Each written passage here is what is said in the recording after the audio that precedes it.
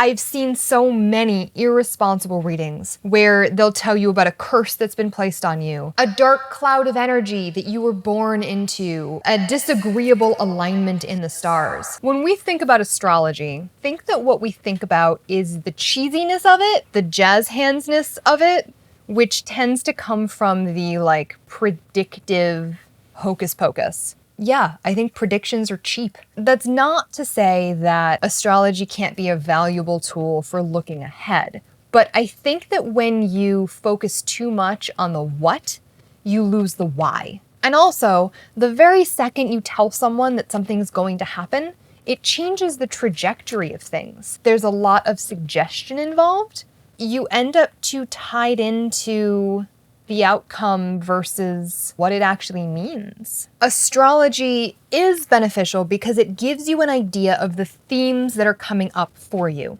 I think if you are predicting an event, it's a lucky guess. You're looking at the lessons and you're looking at the energies. And sometimes it is very easy to hone in on the kinds of events that will bring about those lessons. Say, a Saturn transit. Saturn representing structures, history, family, masculinity, fatherhood. If you have Saturn crossing over your ascendant, some astrologers will tell you, this is the year your father is going to die. The reason they're going to tell you that is because this is a year where the idea of fatherhood changes for you. Perhaps it does mean that your father's going to die, but that could also mean that you have a child and now suddenly you're forced to reconsider the role of fatherhood in your life. It could mean that, a mentor of yours comes into or out of your life. It could mean 1,000 different things. If your father does die, it kind of amounts to a lucky guess because that astrologer would be just as correct if they said, this is a year where you have to reevaluate all of these things and their role in your life. Honestly, I think that's more correct. You are on a trajectory. You're on a path where you are meant to learn certain things. But that is where free will does happen.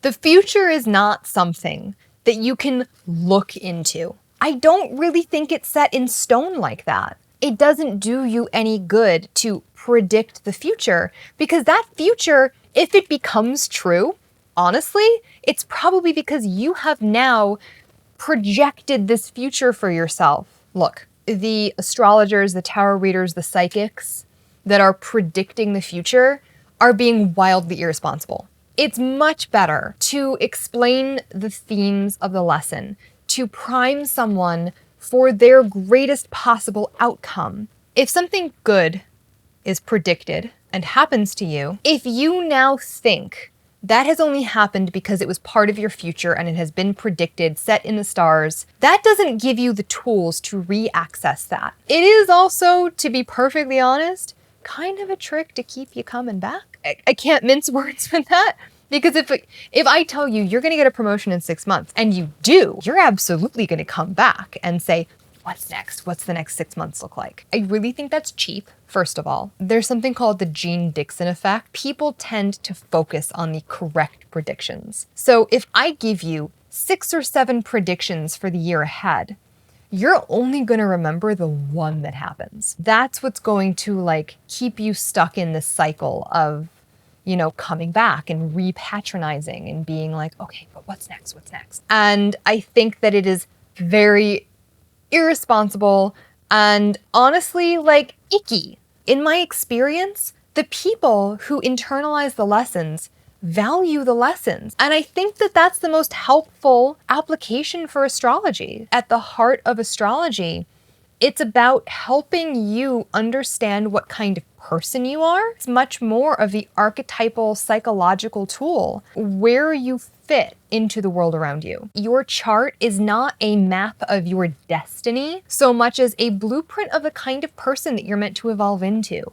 I can talk this very scientific, quote unquote, psychological game here. I still talk about magic and witchcraft and things that most people would think are solidly superstitious.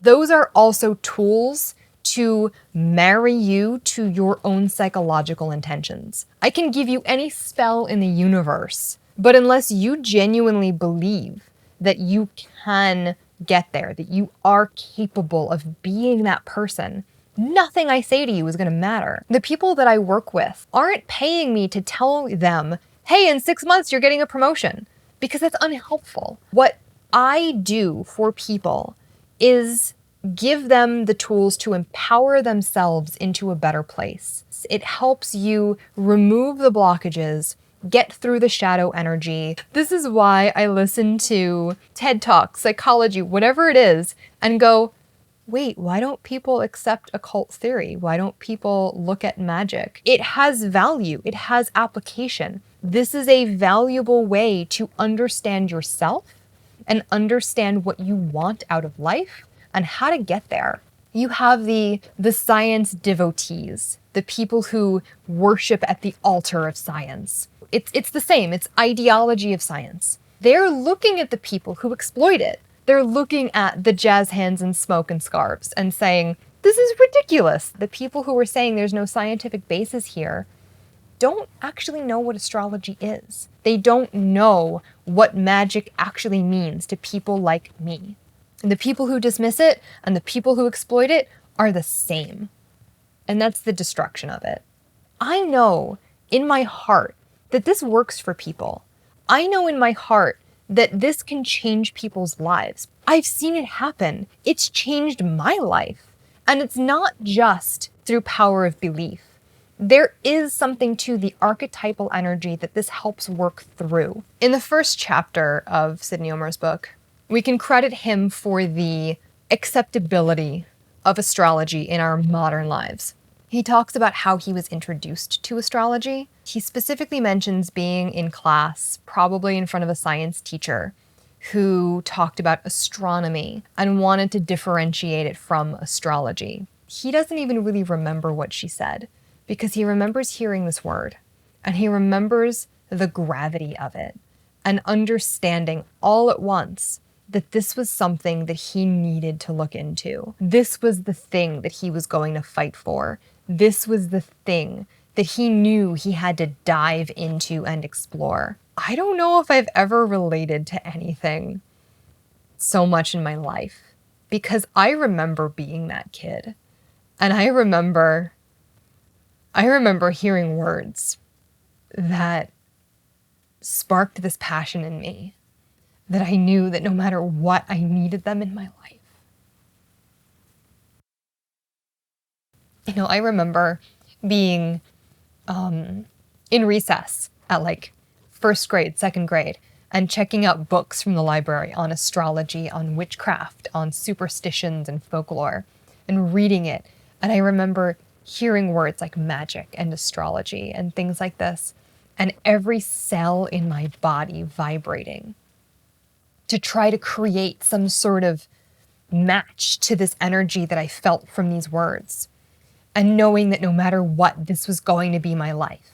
Something really rare and really magical, you know, in the truest sense of the word, in the sense of aligning to a change and deciding that you're going to embody it. But if I identify with it, then clearly other people must identify with it. If that was you, I think it's important not to dismiss it. I think it's important not to push it away as like childhood fantasy, because it's real. It's something that you can absolutely tap into. It's something you need to. I want to help find it. I want to be that person for you. This is something valuable. And if you feel like you need to access it, here are the tools. Here's how to make it happen. I believe in this enough to do it however I need to do it. So, you know what? If you want to spike that like and subscribe, I will keep doing this because I think it's valuable and I know that it has application. Good girl. Good girl. Don't snap at my face. Don't snap at my face.